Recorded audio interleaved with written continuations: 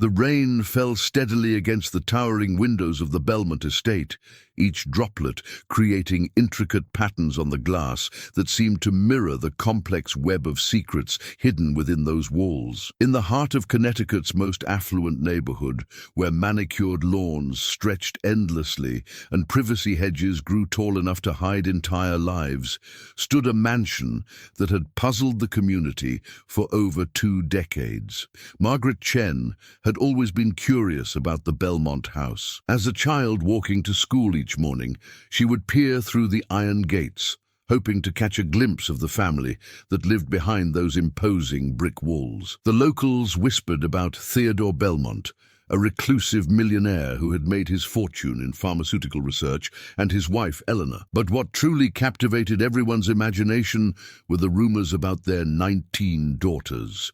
Daughters that, according to neighborhood gossip, had never once been seen outside the estate grounds. Now, at 28, Margaret worked as an investigative journalist for the Hartford Chronicle. The mystery of the Bellmont family had evolved from childhood curiosity into professional intrigue, especially after she'd spent months researching missing person cases in the area and noticed peculiar patterns in birth records and school enrollment documents. Don't forget to subscribe to our channel so you won't miss our next chilling stories that unveil the darkest secrets hidden behind closed doors. The autumn air carried a chill that seemed to seep into Margaret's bones as she stood outside the Bellmont estate on a grey October morning. She had finally gathered enough evidence to approach the story professionally, armed with public records that showed 19 birth certificates filed under the Bellmont name over a span of 23 years.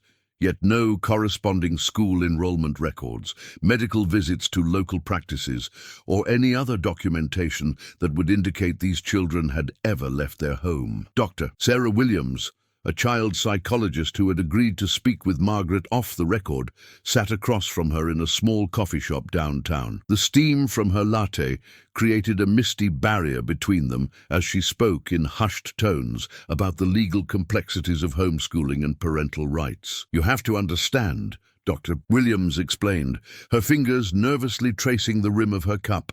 "While it's unusual for such a large family to remain completely isolated, it's not necessarily illegal. Some families choose complete homeschooling and social isolation for religious or philosophical reasons." Margaret leaned forward, her notebook filled with carefully documented observations. "But 19 children, Doctor. Not one sighting in over 2 decades. No trips to the grocery store, no medical emergencies, no teenage rebellion that might lead one of them to venture out." The psychologist's expression grew more troubled. "That level of isolation could indicate several concerning scenarios. Extreme religious fundamentalism, agoraphobic tendencies passed from parent to child, or," she paused, seemingly reluctant to voice her darkest suspicions, "something more sinister." The rain had intensified by the time Margaret returned to her apartment that evening. She spread her research across her dining table: birth certificates, property records, utility bills, and a timeline she'd constructed of the Bellmont family's activities. Theodore Bellmont had purchased the estate in 1998, shortly after marrying Eleanor. The first birth certificate was filed in 1999, and they continued regularly until 2022, when the 19th and final daughter was born. What struck Margaret as particularly odd was the pattern of the births. The spacing was almost mechanical in its regularity, approximately 14 to 16 months between each child. Medical records, while private, showed that Eleanor had never been hospitalized for any of these births, suggesting either home births with private midwives or something far more troubling. Margaret's investigation led her to contact former employees of the Bellmont household. After days of phone calls and careful inquiries, she managed to locate Carmen Rodriguez, who had worked as a housekeeper for the family from 2005 to 2010. They met at a small diner on the outskirts of town, where Carmen nervously glanced around before speaking. She was a woman in her 50s, with kind eyes that held shadows of whatever she had witnessed during her years at the estate. "I signed papers," Carmen began, her English accented with her native Spanish. "Big papers that said I could never talk about what I saw in that house. But those children," her voice trailed off as she stared out the rain-streaked window. Margaret gently encouraged her to continue, assuring her that their conversation was confidential. "The children were beautiful," Carmen whispered. "All girls, all with the same dark hair and pale skin. But they were like ghosts, you know, so quiet, so frightened. They would hide when I came to clean their rooms. Mrs. Eleanor, she would follow me everywhere, making sure I didn't talk to them." Carmen described a house divided into sections, with the children confined to the upper floors. She spoke of locks on bedroom doors, meals delivered on trays, and an eerie silence that permeated the mansion despite housing 21 people. "The oldest ones, they looked so sad," Carmen continued, tears beginning to form in her eyes. "They would watch me work, and I could see they wanted to talk, to ask questions about the outside world. But Mrs. Eleanor, she was always there, always watching." Margaret pressed for more details about the family's daily routine and the children's education. "Mr. Theodore, he taught them himself," Carmen explained, "but it wasn't normal school. He had this big room filled with books about science, about medicine. The girls, they spent hours studying, taking tests. It was like he was preparing them for something specific, something important." The revelation that Theodore personally educated his daughters in medical and scientific subjects added another layer to the mystery. Margaret began researching Theodore's background more thoroughly, discovering that his pharmaceutical fortune came from developing treatments for rare genetic disorders. His research had focused specifically on inherited conditions and gene therapy. As October progressed into November, Margaret's investigation took on an urgent quality. She had submitted several requests for wellness checks to local social services, but each inquiry was politely dismissed due to lack of concrete evidence of wrongdoing. The Bellmont family's legal representatives had filed all required homeschooling documentation, and the children were technically accounted for in the system. Margaret decided to take a more direct approach. On a cold November evening, she positioned herself across the street from the Bellmont estate, equipped with a camera and night vision equipment. She was determined to document any signs of life within the mansion. The house loomed against the dark sky, its Gothic architecture creating an imposing silhouette. Most of the windows were dark, but she could see faint lights in several upper-floor rooms. As she watched through her telephoto lens, Margaret caught her first glimpse of movement behind the curtains. A figure appeared briefly at one of the third-floor windows, a young woman with long, dark hair who seemed to be looking directly at Margaret's position. The girl's face was pale and thin, and even from a distance, Margaret could sense desperation in her posture. The figure remained at the window for several minutes before disappearing back into the darkness of the room. That brief sighting confirmed what Margaret had suspected. The daughters were real, they were alive, and at least one of them was aware of the world beyond their prison. Margaret's heart raced as she documented the sighting, but her excitement was short-lived. Within minutes, security lights flooded the estate grounds, and she could see movement near the front gates. It was clear that her surveillance had been detected, and she quickly packed her equipment and left the area. The next morning, Margaret received a phone call from the Bellmont family's legal team. The conversation was polite but firm. She was to cease all surveillance activities and direct contact attempts with the family, or face legal action for harassment and invasion of privacy. But Margaret was more determined than ever. The brief glimpse of the girl in the window had humanized the story in a way that birth certificates and public records never could. She knew that behind those walls were 19 young women who had been denied the most basic human right, the freedom to exist in the world. Margaret reached out to investigative teams from larger news organizations, hoping to bring national attention to the case. She contacted the FBI's field office in New Haven, presenting her evidence and expressing concerns about potential human trafficking or false imprisonment. Special Agent David Park listened to Margaret's presentation with professional interest. A man in his 40s with 20 years of experience investigating complex cases, He understood the delicate balance between individual rights and public safety. Ms. Chen, Agent Park explained during their meeting at the federal building, "What you've uncovered is certainly unusual, but we need evidence of actual criminal activity to obtain search warrants. Unusual family dynamics, even extreme ones, don't necessarily constitute federal crimes." Margaret presented her timeline of births, the testimony from Carmen Rodriguez, and her photographs from the surveillance night. Agent Park examined each piece of evidence carefully, making notes and asking pointed questions about her sources and methods. "The pattern of births is indeed suspicious," he admitted. "The isolation is extreme. But Theodore Bellmont is a wealthy man with constitutional rights, and his daughters, if they're being homeschooled and cared for medically in private, may not legally be considered victims." Despite the agent's cautious response, Margaret could see that her evidence had raised legitimate concerns. Agent Park promised to consult with his supervisors and explore what legal avenues might be available for investigation. Meanwhile, Margaret continued her research into Theodore's pharmaceutical work. She discovered that his company had been involved in controversial research into genetic manipulation and had faced several ethical challenges from medical boards over the years. His work had focused on creating treatments for rare conditions that primarily affected young women and girls. The connection between Theodore's professional research and his unusual family situation began to form a disturbing picture in Margaret's mind. She wondered if the 19 daughters were not just isolated children, but potentially subjects in some form of ongoing medical research. Winter settled over Connecticut with unusual severity, and Margaret's investigation faced new challenges. The isolation of the Bellmont estate became even more pronounced as snow covered the grounds and limited visibility. But the harsh weather also provided cover for more covert surveillance activities. Margaret partnered with a private investigator named James Morrison, a former police detective who specialized in missing person cases. Together, they developed a more systematic approach to monitoring the estate and gathering evidence. James brought technical expertise and equipment that Margaret couldn't access on her own.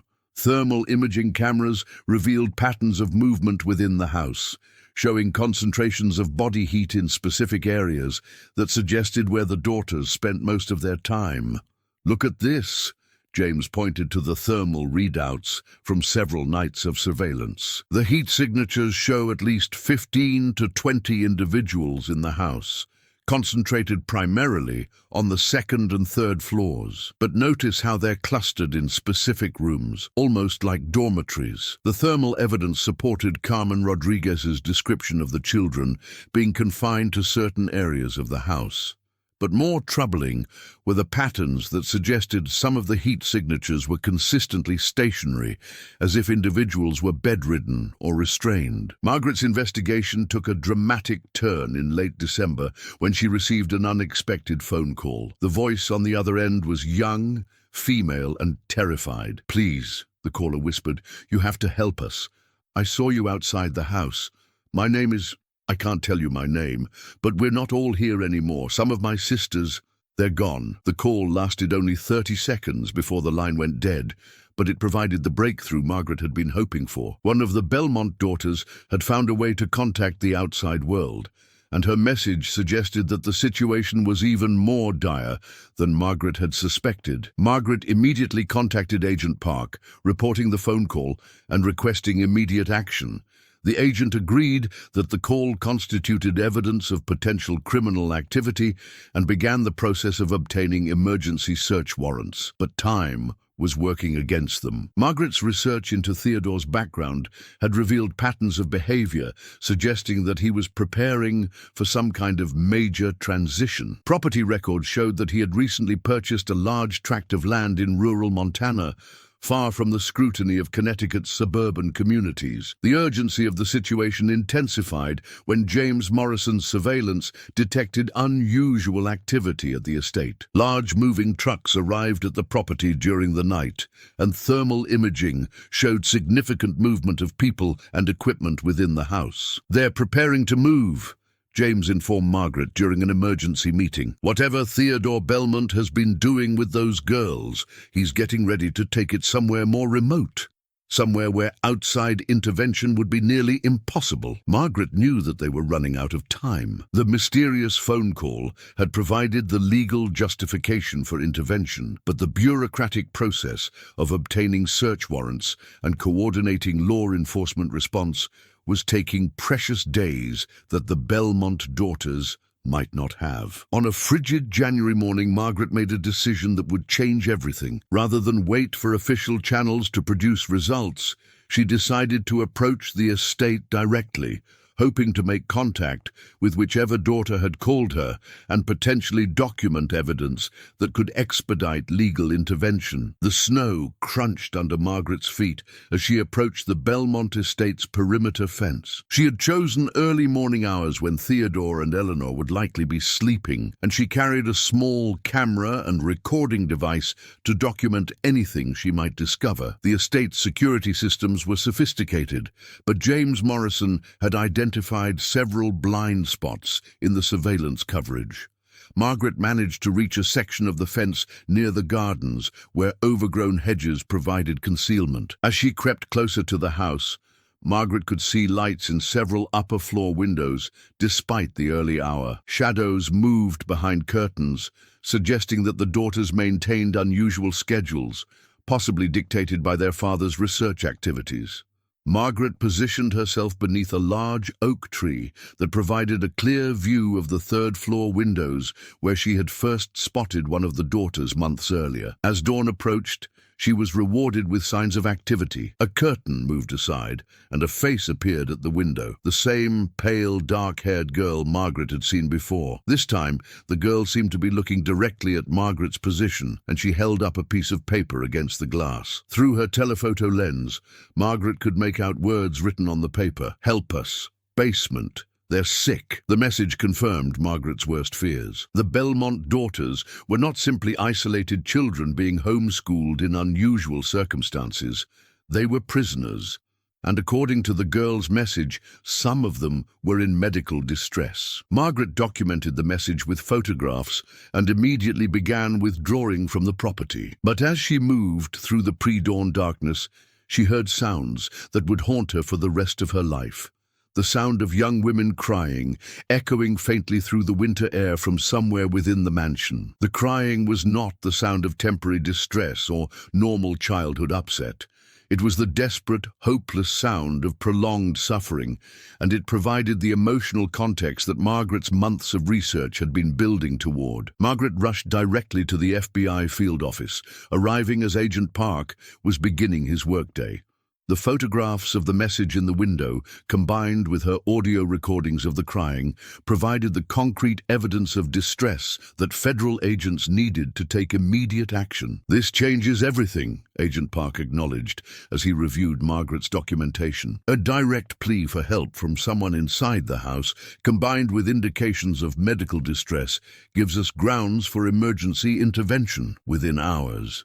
A coordinated response was underway. Federal agents, local police, and emergency medical personnel surrounded the Bellmont estate. Margaret watched from a command vehicle as law enforcement prepared to breach the property where 19 young women had been hidden from the world for their entire lives. The front gates of the estate were secured with heavy chains and electronic locks, but federal cutting equipment made quick work of the barriers. As the law enforcement convoy approached the mansion, Margaret could see faces appearing at windows throughout the upper floors. Pale, frightened faces of girls and young women who were witnessing outsiders on their property for the first time in their lives. Theodore Bellmont emerged from the front entrance of the mansion as agents approached. He was a tall, thin man in his 60s, with grey hair and an imperious bearing that suggested he was accustomed to controlling every aspect of his environment. His wife, Eleanor, appeared beside him, a nervous-looking woman who seemed to defer to her husband's lead in all matters. "This is private property," Theodore announced to the approaching agents, his voice carrying the authority of someone accustomed to having his commands obeyed. "You have no right to be here without proper warrants." Agent Park stepped forward, displaying the emergency search warrant that had been expedited through federal courts. "Mr. Bellmont," he said formally, "we have credible evidence suggesting that individuals in this house may be in distress and require immediate assistance. We're conducting a welfare check on your daughters." Theodore's composure faltered slightly at the mention of his daughters. "My children are perfectly fine," he insisted. "They receive the best education, the finest medical care, and they're protected from the dangers and corruptions of the outside world." But even as Theodore spoke, Margaret could see movement in the windows above, the faces of young women pressed against the glass, their expressions showing a mixture of fear and desperate hope as they watched the confrontation below. Agent Park signaled to his team, and law enforcement officers began entering the mansion. Margaret, equipped with press credentials and accompanied by a federal media liaison, was permitted to document the investigation as it unfolded. The interior of the Bellmont mansion was like stepping into a different world. The downstairs areas were lavishly furnished and decorated, presenting the image of a wealthy, cultured family. But as the agents moved toward the upper floors, the character of the house changed dramatically. Heavy locks secured doors leading to the second and third floors, and the stairways were equipped with electronic monitoring systems that tracked all movement between levels. The upper floors resembled institutional facilities, more than family living spaces, with long corridors lined with small, sparsely furnished rooms. Agent Park led a team toward the basement, following the guidance provided by the girl's message in the window. What they discovered there would become the centerpiece of one of the most shocking criminal cases in Connecticut history. The basement had been converted into a sophisticated medical facility, complete with examination tables, monitoring equipment, and a pharmaceutical laboratory that rivaled professional research institutions. But most disturbing were the medical records that documented years of experimental procedures performed on Theodore's daughters. Margaret, following behind the agents with her camera, documented evidence of a systematic program of medical experimentation. Charts on the walls tracked the development and health status of 19 individuals, identified only by numbers rather than names. The records showed regular blood draws, tissue samples, and administration of experimental medications. Dr. Patricia Collins, a pediatric specialist who had been brought in to assist with the investigation, examined the medical documentation with growing horror. "These records suggest ongoing human experimentation," she informed Agent Park. "These children have been subjected to years of medical procedures without proper consent or oversight." The true scope of Theodore's activities became clear as investigators explored more of the basement facility. He had been using his daughters as test subjects for his pharmaceutical research, particularly focusing on treatments for genetic conditions that he had deliberately induced through his experimental protocols. Meanwhile, other agents were working to safely evacuate the daughters from their confined living quarters. Margaret watched as young women emerged from the upper floors, many of them appearing malnourished and showing signs of prolonged medical intervention. They moved hesitantly, overwhelmed by the sudden presence of strangers and the prospect of leaving the only environment they had ever known. The eldest daughter appeared to be in her early 20s, while the youngest was barely 3 years old. They stayed close together, the older girls protectively surrounding the younger ones, suggesting that they had developed strong bonds during their years of shared captivity. Dr. Collins began conducting preliminary medical evaluations of the daughters, working with a team of pediatric nurses to assess their immediate health needs. What she discovered confirmed the worst suspicions raised by Theodore's basement laboratory. These children show evidence of systematic malnutrition, vitamin deficiencies, and medical conditions consistent with long-term experimental drug administration, Dr. Collins reported to Agent Park. Several of the older girls show signs of surgical procedures, and their blood work indicates exposure to pharmaceutical compounds not approved for human testing. As the daughters were being prepared for transport transport to local hospitals for comprehensive medical evaluation, Margaret had the opportunity to speak briefly with some of the older girls. Their voices were soft and uncertain, reflecting years of isolation from normal human interaction. "We never knew there were people outside," one of the girls, who appeared to be about 16, told Margaret quietly. "Father told us the world had ended, that we were the only ones left, and that he was protecting us." Another girl, slightly older, added, "When Father got angry with us, he would give us medicine that made us sleep for days. Some of our sisters never woke up from that medicine." The implication that some of the daughters had died as a result of Theodore's experiments added a homicide dimension to the investigation. Agent Park immediately expanded the search of the property to look for evidence of burial sites or other means of disposing of bodies.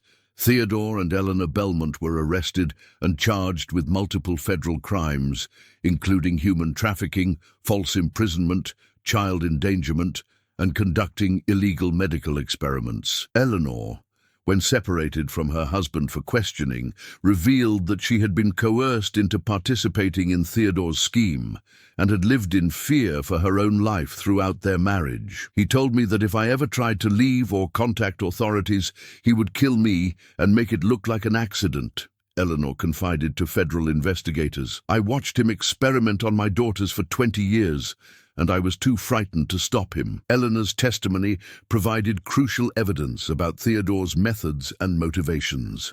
She revealed that he had developed a theory about genetic manipulation that required long-term testing on multiple subjects. His daughters were not just his children, they were his laboratory subjects, bred and raised specifically to test his experimental treatments. The search of the estate grounds located a small cemetery hidden in the woods behind the mansion. 3 graves contained the remains of daughters who had died during Theodore's experiments, their deaths carefully concealed from outside authorities through falsified medical records and illegal disposal of bodies. The investigation revealed that Theodore had maintained meticulous records of his experiments, documenting every procedure, medication, and outcome in detailed files that he kept locked in his basement laboratory. These records would become crucial evidence in his prosecution, but they also provided a horrifying chronicle of 2 decades of systematic abuse. Margaret's reporting on the case brought national attention to the plight of the surviving Bellmont daughters. Her articles in the Hartford Chronicle were picked up by major news networks, and the story became a catalyst for discussions about homeschooling oversight, parental rights, and the protection of children from abuse. The 16 surviving daughters were placed in the care of specialized foster families and medical facilities equipped to address their unique needs. Many of them required extensive therapy to overcome the psychological trauma of their upbringing, while others needed ongoing medical treatment to address the effects of Theodore's experimental procedures. Dr. Collins, who continued to oversee their medical care, reported that several of the older daughters showed remarkable resilience and intelligence despite their traumatic experiences. "Their father may have isolated them from the world," she noted, "but he did provide them with extensive education.